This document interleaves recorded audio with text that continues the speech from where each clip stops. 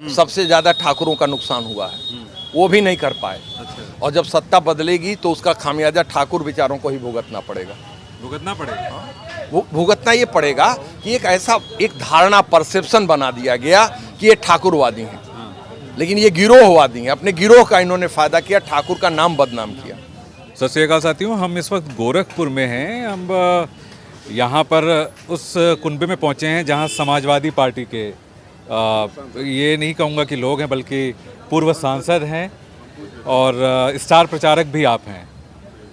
पहले 2 फेज़ का चुनाव हमने कवर किया पश्चिमी यूपी में ख़ास तौर से माननीय जी, लेकिन उन 2 फेज़ के बाद जिसमें कि जो लड़ाई है उसमें, लेकिन उसके बाद बात ये हो रही है कि अवध की जो चुनौती है, जहाँ आप बैठे हैं, यहाँ तो बहुत बड़ी चुनौती है। ये पूर्वांचल है, ये जी हाँ जी। इस चुनौती में क्या सपा या आरएलडी गठबंधन जो है वो कैसा परफॉर्म कर रहा है? देखिए, जो पहले चरण और दूसरे चरण के 113 सीटों के मतदान हुए हैं, उसमें 98 से 100 सीटें गठबंधन प्राप्त करने जा रहा है। और तीसरा चरण जो होने जा रहा है उसमें 6 से 7 सीटें बमुश्किल भारतीय जनता पार्टी को मिलेंगी। वो पूरी सीटें समाजवादी पार्टी और गठबंधन को मिलने जा रही है। 5वें चरण आते आते समाजवादी पार्टी बहुमत प्राप्त कर लेगी। 6ठे और 7वें चरण में साइकिल चुनाव चिन्ह पर समाजवादी पार्टी को स्पष्ट बहुमत मिल जाएगा। क्योंकि इसी जगह पे हम मौजूद हैं, तो योगी आदित्यनाथ, बाबा योगी आदित्यनाथ जो कि मुख्यमंत्री हैं, उनका क्षेत्र है। तो यहाँ पे क्या सपा ने सेंध लगाई है या गढ़ जो है उनका बरकरार है? देखिए, ये गंगा जमुनी तहजीब का एरिया है। जिस जगह पर आप बैठे हैं, इस स्थान को विकसित करने में स्वर्गीय वीर बहादुर सिंह जी का योगदान रहा है। और ये गोरखपुर की धरती रही है। स्वर्गीय त्रिभुवन नारायण सिंह जी ईमानदार मुख्यमंत्री थे, लेकिन इसी गोरखपुर में मानीराम में उन्हें हार का मुंह देखना पड़ा था। तो आपको लग रहा है कि इस बार यहाँ पर ये जो गंगा जमुनी तहजीब की आपने बात की, ये तहजीब तो काफ़ी पहले से बात हो रही है, लेकिन ये गढ़ तो भाजपा का रहा है। इसी भारतीय जनता पार्टी को योगी जी के मुख्यमंत्री रहते लोकसभा के उपचुनाव पर, जिस पर 1989 से लेकर के 2014 तक उनका वर्चस्व था, वो काबिज रहे हैं। उस उपचुनाव में यहाँ की जनता ने हराया, प्रवीण निषाद जी को समाजवादी पार्टी से जिताया। जी। योगी आदित्यनाथ के को लेकर एक चर्चा ये भी है कि समाजवादी पार्टी ने उनके खिलाफ मजबूत प्रत्याशी क्यों नहीं खड़ा किया? नहीं, बड़े स्पष्ट शब्दों में कहना चाहता हूँ कि जो हमारी प्रत्याशी हैं, उस प्रत्याशी के उनके जो शौहर थे, उनके जो पति थे, वो अपने राजनीतिक जीवन काल से भारतीय जनता पार्टी से जुड़े रहे। उनकी जो व्यथा थी, उनका जो दर्द था, उनके परिवार के प्रति जो उपेक्षापूर्ण रवैया था, उससे आहत होकर के वो समाजवादी पार्टी की सदस्यता ग्रहण की और उस पर समाजवादी पार्टी ने उनको उम्मीदवार बनाया। और एक आईना दिखाने का काम हमने किया कि आदरणीय मुख्यमंत्री जी, जो व्यक्ति जीवन पर्यंत भारतीय जनता पार्टी के प्रति समर्पित रहा, उसके मरने के बाद भी उसका परिवार किस तरह से उपेक्षित है, ये जनता देखे। जब वो अपने परिवार के सदस्यों को संरक्षण नहीं प्रदान कर सकते, तो आम जनता का वो संरक्षण कैसे प्रदान करेंगे? तो आपको लगता है कि मजबूत प्रत्याशी हैं उनके सामने? देखिए, डॉक्टर लोहिया ने महारानी विजय राजे सिंधिया के खिलाफ मेहतरानी को लड़ाया था और नारा दिया था, रानी बनाम मेहतरानी। डॉक्टर लोहिया पंडित जवाहरलाल नेहरू से लड़ा करते थे और कहते थे कि मैं जानता हूं कि मैं चट्टान से टकरा रहा हूं, लेकिन मैं चट्टान से बार बार टकराऊंगा तो उस चट्टान में दरार पैदा होगी। ये हमारी सबसे बड़ी कामयाबी होगी। लेकिन बात हो रही है कि विकास को लेकर आवास दिए, राशन दे रहे हैं, अब तो तेल और चना भी दे रहे हैं लोगों को। सरकार गरीबों का जो तबका एक है वो कहता है कि हमारे लिए भगवान है।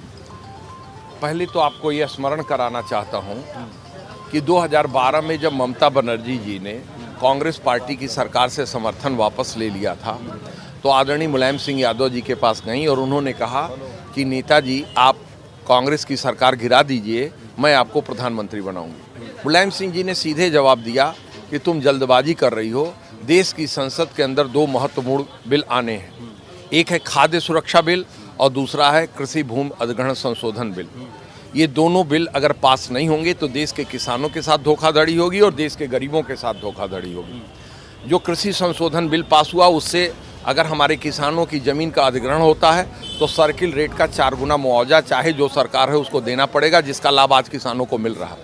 और खाद्य सुरक्षा बिल के द्वारा हमने ये कानून बनाया कि सस्ते दर पर किसानों को, गरीबों को हम अनाज देंगे। तब 3 रुपये किलो चावल और 2 रुपये किलो गेहूं का प्रावधान हमने किया। कोरोना पीरियड में इन्होंने 1 यूनिट पर 5 किलो अनाज फ्री किया, उसमें कुल 12 रुपये की छूट इन्होंने दिया है, मात्र 12 रुपये की। हमारी सरकार बनेगी तो हम 5 साल तक किसानों को राशन देंगे और 1 किलो देसी घी और 1 किलो सरसों का तेल भी देने का काम करेंगे। हमारी सरकार बनेगी, हमारे चुनाव घोषणा पत्र को देख लीजिए, तो हम 300 यूनिट तक की बिजली फ्री देने का काम करेंगे। हमारी सरकार बनेगी तो हमारे चुनाव घोषणा पत्र को दे दीजिए, जो हम 500 रुपया महीना गरीब महिलाओं को समाजवादी पेंशन देते थे, उसे 1500 रुपये महीना हम समाजवादी पेंशन देने का काम करेंगे। 30 लाख तक के नीचे की जितनी गाड़ियां उत्तर प्रदेश में हैं, उत्तर प्रदेश में हम टोल फ्री कर देने का काम करेंगे। जो लड़कियां इंटर पास करके जाएंगी उन लड़कियों को हम लैपटॉप, लड़के और लड़कियों को लैपटॉप देने का काम करेंगे। हम 36,000 रुपये सालाना कन्या विद्याधन देने का काम करेंगे।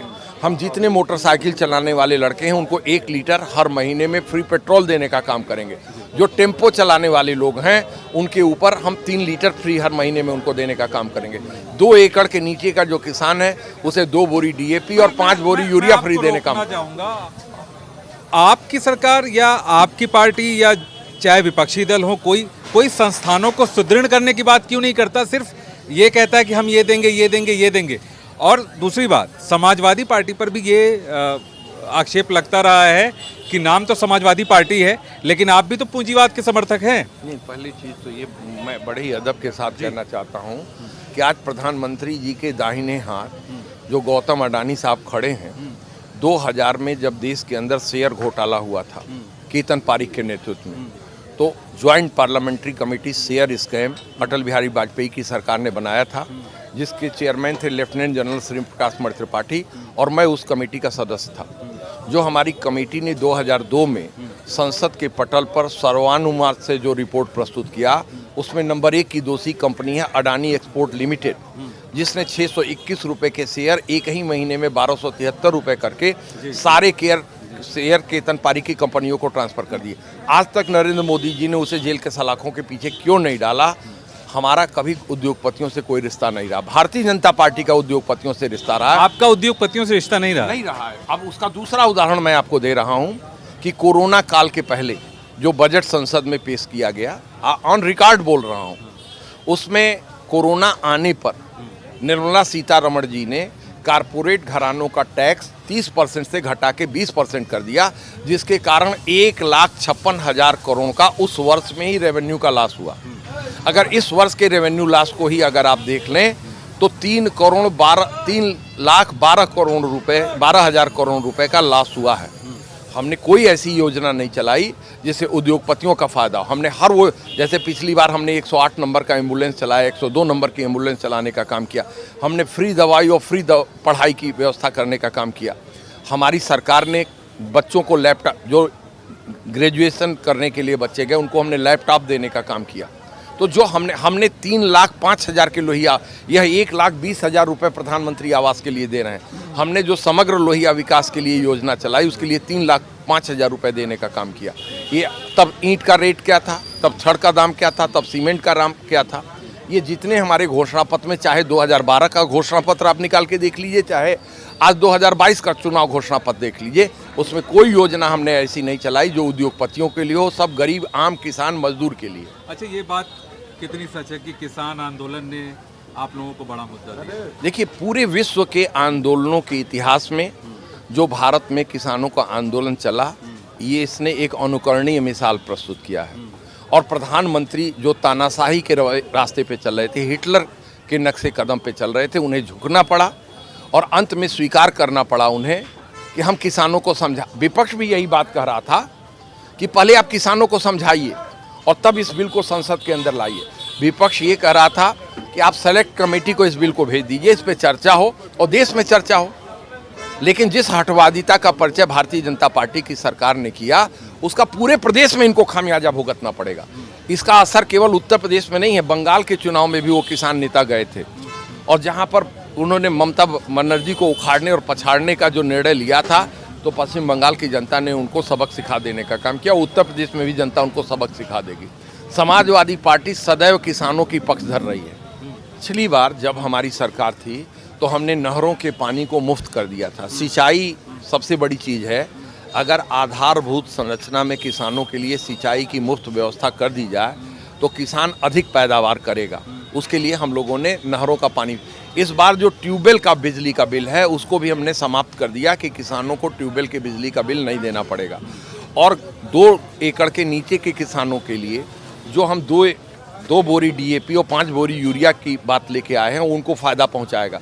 किसान क्रेडिट कार्ड पर, फसली ऋण पर जो 4% ब्याज देना पड़ता है किसानों को, वो किसानों को नहीं देगा। उसके लिए हम रिवॉल्विंग फंड बना करके किसानों के उस 4% ब्याज को राज्य सरकार देने का काम करेगी। इतना ही नहीं, उनके फसल की खरीदारी का न्यूनतम समर्थन मूल्य पे हम इंतजाम करेंगे ताकि न्यूनतम समर्थन मूल्य पे उनको खरीदा जाए। स्वामीनाथन कमीशन की रिपोर्ट को इन्होंने लागू करने का वादा किया था, लेकिन स्वामीनाथन कमीशन की रिपोर्ट को इन्होंने नहीं लागू किया।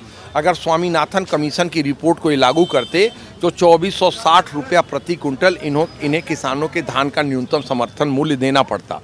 लेकिन इन्होंने जो न्यूनतम समर्थन मूल्य 1940 रुपये तय किया, पूर्वांचल के किसान ने 1300 रुपये 1400 रुपये क्विंटल में अपना धान व्यापारियों के हाथ बेच दिया। किसानों की जो लड़ाई रही, जो किसानों का आंदोलन रहा, उसके बाद ये देखा गया कि विपक्ष जो है उसको एक बड़ी मजबूती मिली है, क्योंकि ये बड़ा मुद्दा था। तकरीबन 1 साल से ज़्यादा के वक्त किसानों ने वहाँ पे गुजारा बॉर्डर्स पर, और लाखों किसान रहे हैं।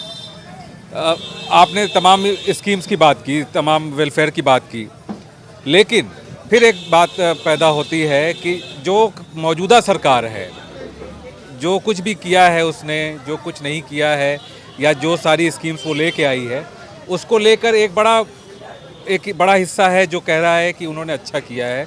और आपकी पार्टी, समाजवादी पार्टी को लेकर एक बड़ी बात कही जाती है कि गुंडागर्दी बढ़ जाती है।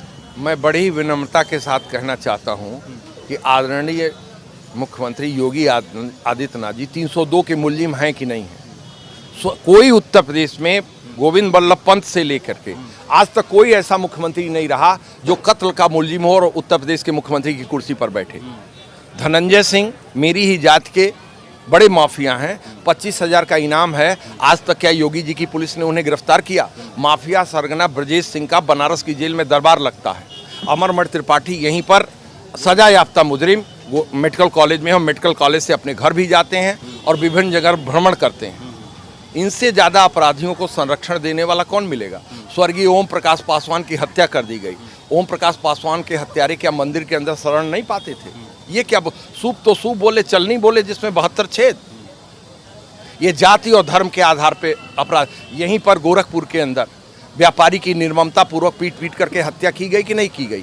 पूरा प्रदेश अपराध से त्रस्त। ये किस मुंह से अपराधियों की बात कर? तड़ी पार रहे हैं कि नहीं रहे अमित शाह जी? अमित शाह जी तड़ी पार रहे हैं कि नहीं रहे हैं?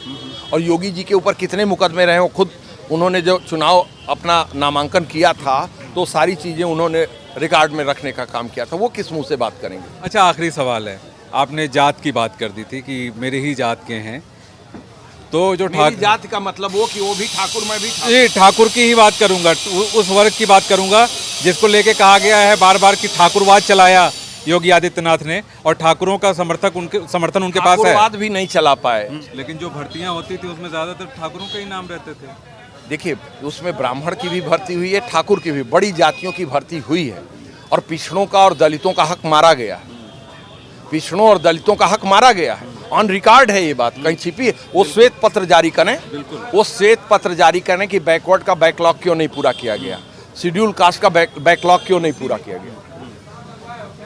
जी, चलिए, बहुत शुक्रिया हमसे बात करने के लिए, क्योंकि अब शाम हो रही है और हमें सफ़र पे आगे बढ़ना है, दूसरी जगह जाना है। बहुत बहुत धन्यवाद। धन्यवाद।